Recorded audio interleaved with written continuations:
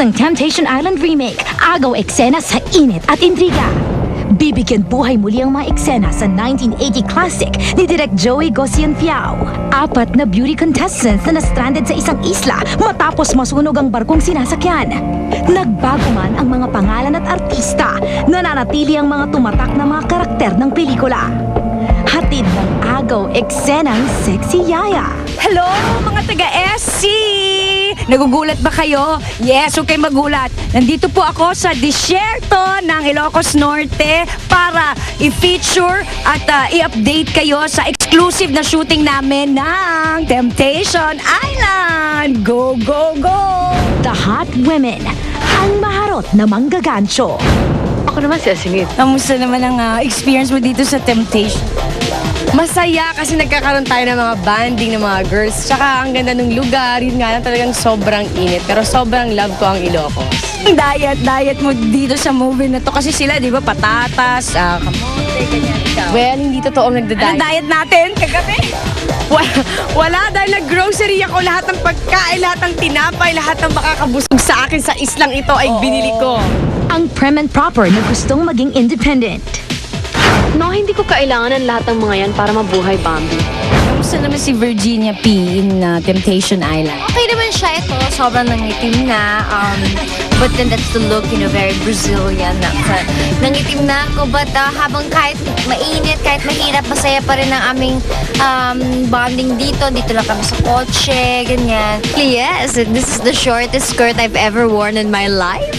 Hanggang parang na siyang half panty, half gown. Ang dating rich girl na gagawin lahat para makabalik eksena. And besides, this is my hut, so if you don't mind. Having fun? Siyempre naman, yeah, super fun, super fun. Sisiw ba to kasi Survivor? Mas madali. Anong sisiw? It's like easy. This is easy nothing chicken. Parang 5-star desert compared to Really? Survivor. Oh, see? This is a 5-star desert. At ang bratinelang kabuntot ang yaya kahit saan. Oh, it's a bright, sunny day. Ito, di ba, marami nagtatanong kung may gap ba daw tayo. Kaya mo daw ako inaapi, Chavi. Alam mo, actually kaya kita inaapi. Joke ba? Hindi, wala, of course. Wala naman, kaibigan lang namin. Ay, ikaw. Hindi, ayun, he said it naman sa interview and I'm actually very thankful and I really appreciate the kind words talaga. Ayun, nasabi na naman niya lahat. Nakakatuwa yung respeto niya. Dahil ganun nga siya, mababalik ko yung respeto niya sa kanya. Ang pageant coordinator na kasing pasaway ng girls. Rub-a-dub-dub, 2 bitches in a tub.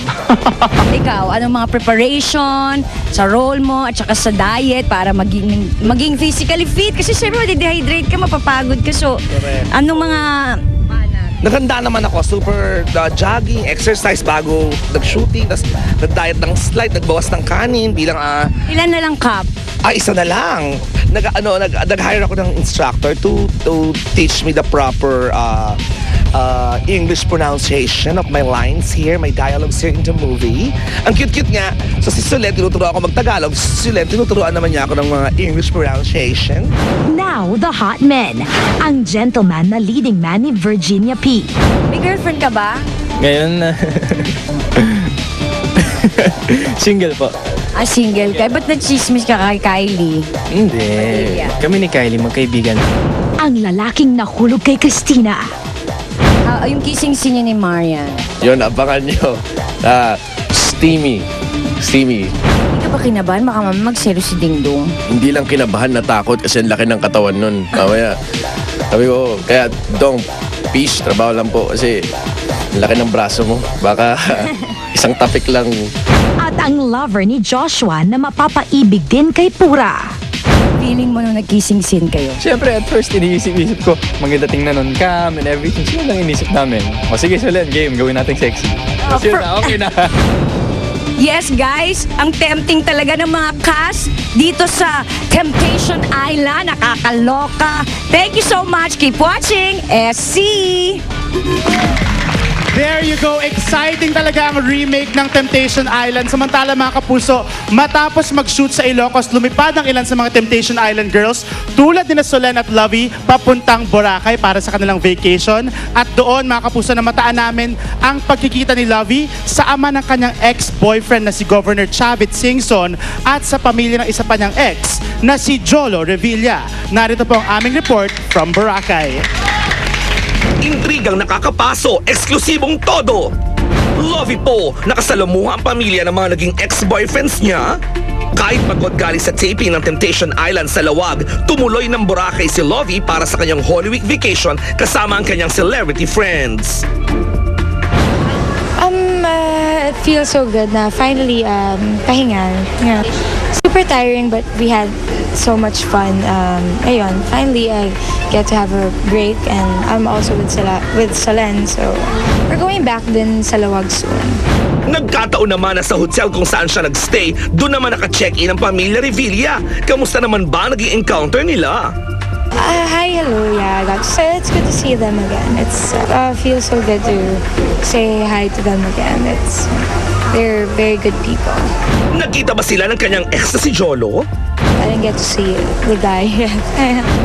Sa ibang parte ng Boracay, nakita rin sina Lovey at Governor Chavit Singson, ang ama ng dati rin niyang karelasyon na si Congressman Ronald Singson. Yeah, I got to say hi also. I got to see him then. Nakita na. Kagabi nandito. Kita na kami. Kamusta na? Okay naman. Buti naman. Kung walang intriga, walang pag-uusapan. So, natural lang yun. Naintindihan namin yun. Still very close at may contact naman.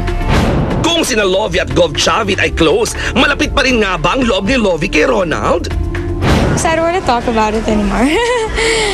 Kasabay ng pag-iwan niya sa kanyang showbiz commitments, ayaw na rin daw muna ni Lovey intindihin ang mga bagay na may kinalaman sa pag-ibig habang nagbabakasyon siya.